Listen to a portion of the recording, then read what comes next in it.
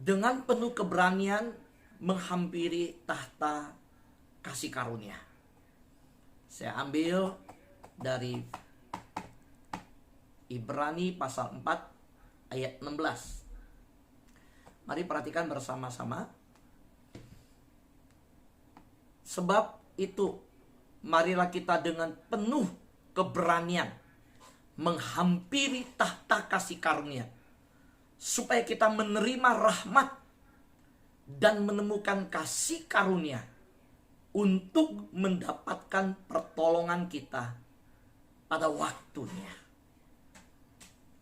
Saya kalau pergi ke restoran atau ke satu tempat yang baru, saya biasanya melihat menu yang paling pertama adalah WiFi. Saya minta itu biasanya. Kalau orang minta buku, lihat menu, saya panggil waitress, yang saya minta adalah WiFi-nya Pak. WiFi-nya Dek. Kenapa? Saya kan sering kirim gambar, kirim video, kirim pesan. Wah, saya butuh WiFi. Kalau enggak, kuota handphone itu cepat habis. Ya, saya kan sering upload ke YouTube lagi. Jadi kalau saya kerja itu, saya sangat butuh WiFi. Penting sekali buat saya.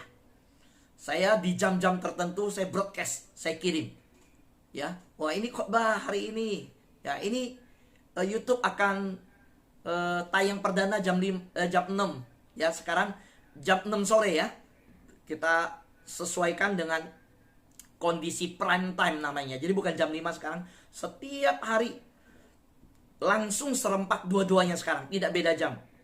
Di Facebook dan di YouTube itu jam tayangnya langsung jam 6. Di YouTube itu tayangan perdana. Ya, kalau belum jam 6 belum bisa nonton. Jam 6 baru kuncinya baru bisa. Kalau di Facebook itu seperti live streaming, seperti langsung tayang ya, on the spot itu di Facebook. Jadi YouTube dan Facebook setiap jam 6 sore bisa lihat khotbah. Ya, bisa dengar khotbah yang doa fajar. Selalu ada di sana setiap jam 6 sore. Nah, karena itu saya butuh WiFi. Saya sangat perlu. Dan saya susah kalau ketemu WiFi yang ngadat-ngadat. Di restoran kalau WiFi yang banyak dipakai orang dan WiFi-nya tidak kenceng, wah, itu muter lama. Kirimnya itu lama. Download keluar itu lama. Kirim juga lama. Zaman sekarang, anak-anak udah kenal WiFi. Bukan hanya saya. Anak-anak muda juga. Anak-anak remaja juga yang dengar khotbah ini di live di YouTube. Mungkin berkata, iya Pak, bener. Kita butuh WiFi. Gak bisa kalau gak ada. Gak tersambung itu gak enak gitu. Wah, pingin tersambung. Seperti saya hari ini. Saya di laptop ini. Ya, jadi saya siaran ini. Di rumah saya ada 2 laptop yang berjalan. Kalau saudara lihat di layar, yang satu tulisan sahabat doa, ya, itu untuk mengoperasikan YouTube live. Tapi kalau yang laptop saya yang sekarang saya pakai, yang ada wajah saya, yang bukan tulisannya sahabat doa, itu tersambung ke Bluetooth. Nah, jadi ada satu koneksi lagi namanya Bluetooth. Kenapa? Karena laptop saya yang sekarang saya pakai ini, saya nggak bisa dengar suara saudara. Nggak bisa. Mic-nya pecah, rusak. Jadi saya sambung ke Bluetooth. Nah, ini namanya Bluetooth. Saya butuh alat ini. Alat ini, saudara lihat. Jadi suara saya, ya, itu saudara bisa dengar, tapi saya nggak bisa dengar suara saudara. Maka saya butuh alat ini. Suara saudara keluarnya di alat ini, bukan di laptop. Saudara, ini bicara konektivitas. Konektivitas. Koneksi. Bayangkan kalau kita berdoa harus seperti perjanjian lama. Bawa binatang. Bawa kambing domba. Kita datang kepada imam. Ya. Dan saudara tahu di Alkitab ada imam besar yang setahun sekali masuk ke ruang Maha Kudus, saudara harus ada korban yang dibawa. Nggak bisa enggak. Dan imam itu juga manusia biasa yang dia harus kuduskan dirinya dulu, baru dia bisa bawa umat datang. Kalau tidak, dia mati di ruang Maha Kudus, nggak bisa masuk. Nah, sahabat yang terkasih dalam Tuhan, kalau kita melihat firman Tuhan yang di Ibrani tadi, yang berkata, sebab itu marilah kita dengan penuh keberanian menghampiri tahta kasih karunia. Apa itu tahta kasih karunia? Tahta kasih karunia disebutkan di situ karena dari tahta itu mengalir kasih, mengalir pertolongan, kemurahan, pengampunan, kuasa rohani, mengalir karunia-karunia rohani, mengalirkan semua yang kita perlukan dari Allah. Maka disebut tahta kasih karunia. Karena dari sinilah Tuhan berikan segala sesuatu yang kita perlukan. Yang dikatakan di sini, yang kita perlukan untuk mendapat pertolongan pada waktunya. Saudara, hari-hari kita butuh pertolongan. Kita perlu pimpinan Tuhan. Kita perlu penyertaan Tuhan untuk mematikan kedagingan. Ingat bahwa firman Tuhan yang berkata, dengan penuh keberanian menghampiri tahta kasih karunia, ini satu anugerah besar. Ini nggak bisa dihampiri dengan sifat kedagingan tabiat lama kita. Saudara, kalau kita masih hidup dalam kedagingan, kita nggak diterima. Tapi puji Tuhan, jujur, kita orang yang masih bisa jatuh dalam dosa. Lalu bagaimana kita bisa dikatakan marilah kita dengan penuh keberanian menghampiri tahta kasih karunia? Perhatikan, kedagingan yang dimana berbicara tentang kehidupan dosa.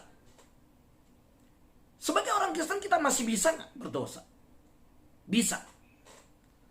Lalu bagaimana bisa datang ke tahta kasih karunia? Inilah rahasianya. Bahwa Kristus Yesus yang sudah mati di kayu salib, yang mengubah status kita orang berdosa menjadi orang benar. Dia menyucikan kita. Ketika kita berdosa, kita minta pengampunan Tuhan. Kita bukan mau hidup dalam dosa. Bedakan hidup dalam dosa dengan jatuh dalam dosa. Orang yang hidup dalam dosa itu adalah orang yang sengaja berdosa dan memilih untuk terus hidup dalam dosa, tidak mau bertobat. Tapi orang yang jatuh dalam dosa, dia bukan mau berdosa, dia tidak sengaja jatuh dalam dosa, dan dia ketika jatuh, dia menyadari dia mau bertobat. Kemarin kita bicara tentang hidup menurut roh, bukan menurut daging. Waktu kita melihat Ibrani pasal 4 ayat 16, yang mengajak kita, sebab itu marilah kita dengan penuh keberanian menghampiri tahta kasih karunia. Ini sebuah berita sukacita, berita besar, sesuatu tawaran yang tidak ada satupun dari kita mampu dengan uang kita membeli akses ini, membeli koneksivitas begini. Kita tahu waktu Yesus mati di kayu salib, tabir yang memisahkan bait suci dan ruang maha suci itu dibelah, terbelah, dan tidak ada lagi penghalang. Nah, siapa yang bisa memungkinkan manusia datang kepada Allah tanpa ada halangan? Yesus Kristus. Dan Yesus Kristus harus menjalani seluruh kehidupan yang tidak berdosa, yang suci, yang kudus, sehingga memungkinkan saudara dan saya bisa menghadap kepada Bapa. Karena saudara menyadari hal ini akan membuat kita terus mengucap syukur. Ayat ini waktu membaca kita bangga, kita bersyukur. Orang percaya yang diberi kesempatan boleh datang. Kalau saudara lihat, di luar daripada Yesus Kristus, orang dengan segala cara menjumpai Allah, berjuang dengan segala macam rupa kekuatan untuk datang. Gak bisa. Manusia sudah dari dulu berjuang untuk ketemu dengan Tuhan, bisa datang kepada Tuhan, bisa mendapat akses, bisa mendapat sebuah konektivitas, bisa tersambung. Gak bisa. Karena kita berkata, yang menjadi penghalang antara engkau dengan Tuhan. Jadi dengar, bukan telinga Tuhan, bukan kurang tajam mendengar. Bukan tangan Tuhan, bukan kurang panjang menolong. Yang menjadi penghalang antara engkau dengan Tuhan adalah segala dosamu. Nah, saudara, lalu Tuhan menawarkan jalan keluar. Yaitu ketika Yesus Kristus anaknya datang ke dalam dunia, dia sebagai imam besar yang tahu dan bisa merasakan segala kelemahan kita. Dia dicobai, dia telah dicobai. Hanya dia tidak berdosa. Karena itu, dia bisa menjadi penghubung antara kita dengan Bapa di surga. Nah, hal seperti ini harusnya kita syukuri. Hal seperti ini kita nggak bisa dapatkan kalau bukan karena Yesus. Saudara, kita tidak boleh lagi hidup membiarkan dosa yang mencemarkan itu menghalangi kita. Tapi bersyukur saudara, waktu kita jatuh dalam dosa sebagai orang percaya, status kita sebagai anak Allah, kita diberikan untuk datang dengan keyakinan penuh karena Kristus Yesus yang mengampuni kita. Kita lihat di zaman perjanjian lama, Daud berkata di Mazmur 6 ayat 2 dan 3, "Ya Tuhan, janganlah menghukum aku dalam murka-Mu, dan janganlah menghajar aku dalam kepanasan amarah-Mu. Kasihanilah aku Tuhan, sebab aku merana. Sembuhkanlah aku Tuhan, sebab tulang-tulangku gemetar." Saya melihat Daud orang jujur dalam berdoa. Padahal perjanjian lama loh, bukan di perjanjian baru. Perjanjian lama untuk datang kepada Tuhan, kita tahu mereka membawa korban-korban persembahan. Di dalam perjanjian baru dikatakan semua korban itu harus terus diulang dipersembahkan. Semua korban itu tidak bisa menghapus dosa. Tetapi Daud punya hubungan intim dengan Tuhan. Daud kalau datang ke Tuhan itu jujur apa adanya. Nggak muter-muter, nggak jaim-jaim. Dia kata jujur apa adanya. "Ya Tuhan, janganlah menghukum aku dalam murka-Mu. Jangan menghajar aku." Dia ngomong apa adanya, "Jangan hajar aku Tuhan. Jangan hukum aku." Dia butuh belas kasihan, dia ngomong jujur, "Kasihanilah aku Tuhan." Kalau saudara lihat di Mazmur 10 ayat 1, bahkan dia bilang, "Tuhan, mengapa engkau berdiri jauh-jauh?" Bahkan dia bilang gini, "Tuhan, mengapa engkau menyembunyikan dirimu?" Saudara pernah doa begini? Waktu doa kerasa kok kayak ada penghalang, begitu sulit, seperti nggak nyampai doanya. Ada saat ketika kita ngalamin galau, atau saat kita doa kayaknya mentok aja begitu. Nah, Daud pernah ngalamin doa yang kayaknya kok hambar ya. Ada saat doa rasanya nggak beda seperti biasanya. Nah, Daud ngomong langsung, "Tuhan, kenapa engkau berdiri jauh-jauh? Tuhan, jangan sembunyikan dirimu. Aku lagi sesak Tuhan." Ini Daud. So kalau lihat Mazmur 28, Daud bilang begini, "Kepadamu ya Tuhan gunung batuku, aku berseru. Janganlah berdiam diri terhadap aku." Dan Daud bilang, "Jangan berdiam diri terhadap aku." Sahabat doa yang di YouTube live streaming, yuk kita datang sama Tuhan itu kayak datang ke pejabat, seperti datang ke pemimpin teras atas, atau kita datang seperti sahabat. Beberapa waktu saya sudah khotbahkan sebelumnya Aku menyebut kamu sahabat. Nah, Daud dengan Tuhan itu bicara kayak sahabat. Ya, ada hormat, dengan rasa hormat tetap. Tapi di dalam bahasa, dalam relasi dekat, tetap menjaga rasa hormat. Nah, Daud bilang, kepadamu ya Tuhan gunung batuku, aku berseru. Nah, ini kalimat selanjutnya, janganlah berdiam diri terhadap aku.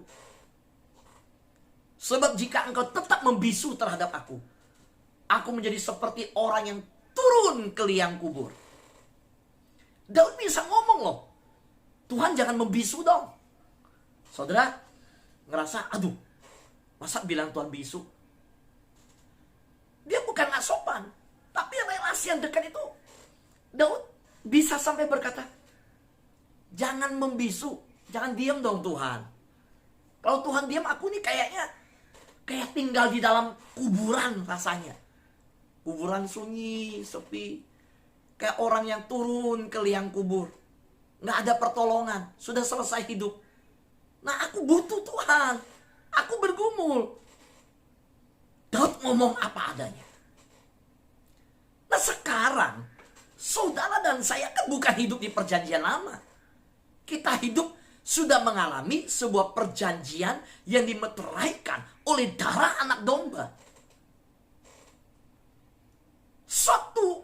Satu pintu yang dulunya tertutup rapat, tirai yang memisahkan ruang kudus dan maha kudus itu, waktu Yesus menyerahkan nyawanya, tetelestai, sudah selesai. Gempa bumi terjadi, goncangan terjadi. Ya, itu tirai bait Allah terbuka. Dulu orang kalau lihat ke ruang kudus itu mati, meninggal langsung. Ini bait Allah tirai terbuka, semua orang lihat, nggak ada yang mati. Itu berbicara tidak ada lagi penghalang antara kita dengan Tuhan. Saya sudah khotbahkan, saya sudah ajarkan.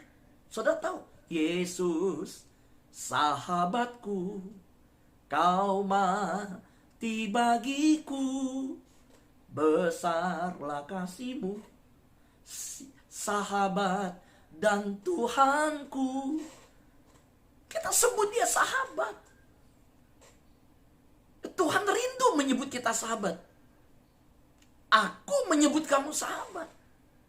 Bagaimana dia menjadikan kita sahabat? Dengan dia mati bagi kita. Kita diangkat dari status budak, statusnya diubah jadi sahabat. Sahabat, doa yang saya kasih dalam Tuhan. Yang saudara lihat khotbah saya berurut ya. Berantai. Ada kaitan semua. Jadi tema-temanya ada tema, tapi seluruh isinya berantai. Nah sekarang, lihat. Karena dia berkorban bagi kita, kita tidak ada penghalang. Kita bisa datang ke tata kasih karunia dengan penuh keberanian. Bayangkan, orang di perjanjian lama datang bawa kambing domba. Setelah selesai itu, tahun depan bawa kambing domba lagi. Setelah selesai itu, tahun depan bawa lagi. Kalau berdosa lagi, ada yang datang lagi bawa kambing domba lagi. Nah, tapi Yesus Kristus, ketika dia mati, mengampuni engkau dan saya. Ketika kita percaya pada Tuhan Yesus, dia mati satu kali untuk selama-lamanya. Karena itu jangan salibkan lagi Yesus dengan hidup yang gak benar. Jangan hidup menurut daging. Jangan menginjak-injak salib.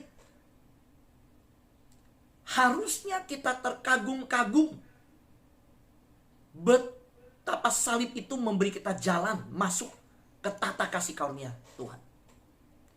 Kita benar-benar terpesona. Ada pribadi yang begitu baik, begitu mengasihi sampai rela mati di kayu salib, memberi kita akses, memberi kita koneksi, kita bisa memanggil ya Aba, ya Bapa. Aba Bapa, Aba Bapa, kau segalanya bagiku. Kita nyanyi. Sungguh ku bangga Bapa, punya Allah seperti Engkau. So kita harus bangga, terpesona, terpukau, terkagum-kagum, kita bangga. Tapi kalau kita hidup dalam daging terus, seperti khotbah saya kemarin saya ajarkan, kasih karunia tahta sudah dibuka untuk menerima kita, diakses. Kita hidup dalam dosa, gak usah nyanyi lagu Sungguh ku bangga Bapa. Malaikat di surga aja nek lihatnya. Kita nyanyi Sungguh ku bangga Bapa.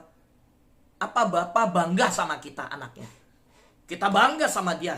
Kita bangga punya Bapa seperti itu. Tapi tanya balik, dia punya anak seperti saudara dan saya, dia bangga nggak? Hari ini biarlah dia boleh berkata, Engkau hambaku yang setia. Seperti Yesus, yang dimana Bapa berkata, ini anak yang kukasihi, kepadanya lah aku berkenan. Biarlah kita hidup menjunjung tinggi akan pengorbanan Yesus yang telah memberikan kita keberanian menghampiri tahta kasih karunia. Dan ingat, kenapa dia membuka akses itu, konektivitas yang saya bilang kayak Bluetooth, kayak WiFi, ya, bahwa wah kalau tersambung itu puji Tuhan bahagia. Saudara tahu nggak, orang mau datang kepada Allah begitu susahnya. Dalam iman percaya dulu. Saya ketemu orang yang berdoa sehari harus berkali-kali. Aduh Pak Fu, saya bersyukur percaya Yesus. Sekarang saya doa lebih dibanding yang dulu. Kalau dulu saya berdoa beberapa kali sehari. Sekarang saya bisa lebih dari itu. Saya bisa 6-7 kali. Kenapa? Dulu saya panggil Tuhan yang bukan Tuhan. Sekarang saya percaya sama Yesus yang begitu luar biasa, Tuhan. Wah, dulu saya bisa puasa, masa sekarang saya nggak bisa puasa? Dulu saya harus duduk di bawah pohon dapat rezeki. Sekarang saya tinggal cari Tuhan, Tuhan bisa kasih berkat, masa saya tinggalkan Tuhan?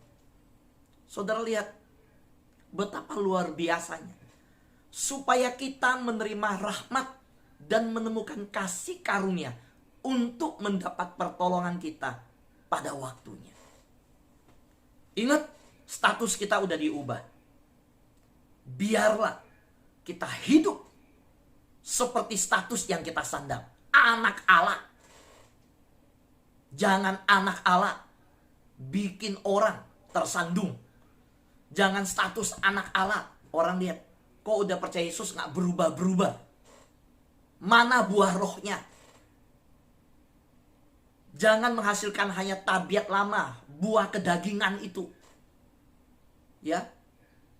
Daging itu dengan segala kehidupannya berdosa sudah nyata. Perzinahan, percabulan, kemabukan, pesta pora, iri hati, dendam, benci, balas dendam, segala hal. Itu rupa-rupa kedagingan. Tapi kasih, sukacita, damai sejahtera, kesabaran, kemurahan, kebaikan, kesetiaan, kelemah lembutan. Tidak ada hukum yang menentang itu. Sahabat doa yang terkasih dalam Tuhan, saya ajak kita hari ini, setelah kita tahu Yesus adalah sahabat kita, setelah kita putuskan tuh hidup sungguh-sungguh mau mengikuti pimpinan roh, disertai oleh roh, dituntun oleh roh, dikendalikan Roh Kudus. Nggak usah takut. Dengan penuh keberanian kita datang ke tata kasih karunia Tuhan. Bukan karena perbuatan baik kita, bukan karena diri kita, tapi karena Yesus yang sudah mati bagi kita. Kita datang dalam nama Yesus. Curahkan secara terbuka kepada Tuhan apa yang kita pikirkan dan rasakan. Tidak perlu takut. Gak perlu takut. Curahkan. Terbuka. Apa yang kita pikirkan dan rasakan. Gak perlu takut. Sahabat doa yang terkasih dalam Tuhan, Matius pasal 6 ayat 7 berkata, lagi pula dalam doamu itu, janganlah kamu bertele-tele seperti kebiasaan orang yang tidak mengenal Allah. Mereka menyangka bahwa karena banyaknya kata-kata, doanya akan dikabulkan. Bukan. Jangan menyangka banyak kata-kata dikabulkan. Kita bukan menyangka. Fakta menyatakan doa kita didengar karena Yesus yang membawa dan menyempurnakan dengan Roh Kudusnya. Doa-doa kita disempurnakan di hadapan Bapa di surga. Amin. Ya. Sahabat doa yang terkasih dalam Tuhan, hari ini ingat, kita semua sudah diubah statusnya.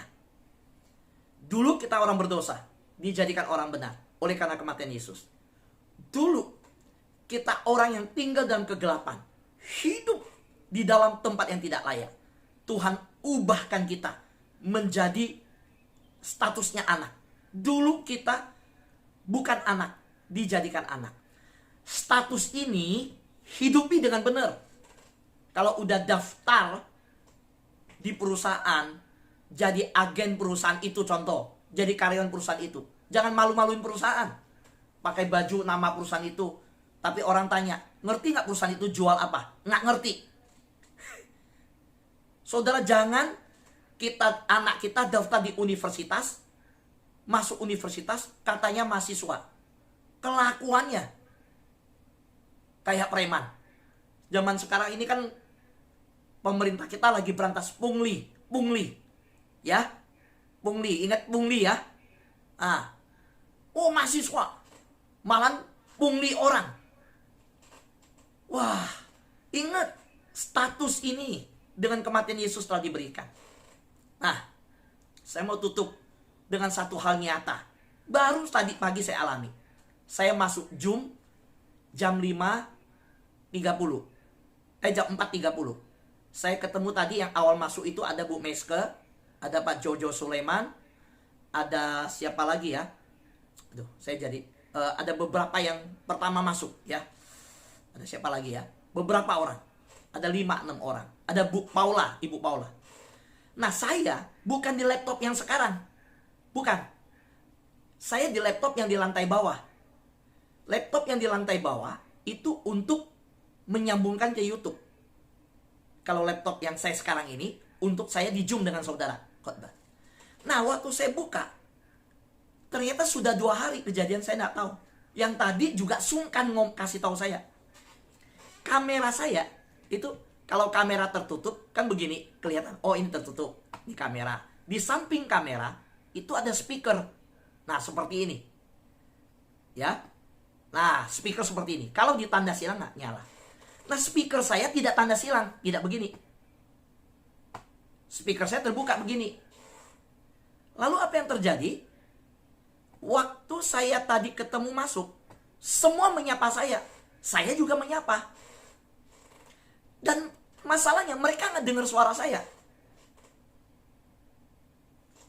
Semua pada nggak kasih tahu saya bahwa suara saya nggak kedengar. Ternyata laptop saya yang dibawa sudah 2 hari. Kalau saya ketemu orang, saya hello. Tadi sampai Pak Walio masuk juga, saya sapa yang lain, saya sapa satu-satu. Nah, istri saya bilang, itu laptopmu, orang gak dengar suaramu menyapa lo dari tadi. Oh ya? Iya. Sudah 2 hari ini gak kedengar. Saya bilang, masa? Nah, waktu saya pindah sekarang di laptop yang ini, saya menyapa. Saudara bayangkan tidak, saudara?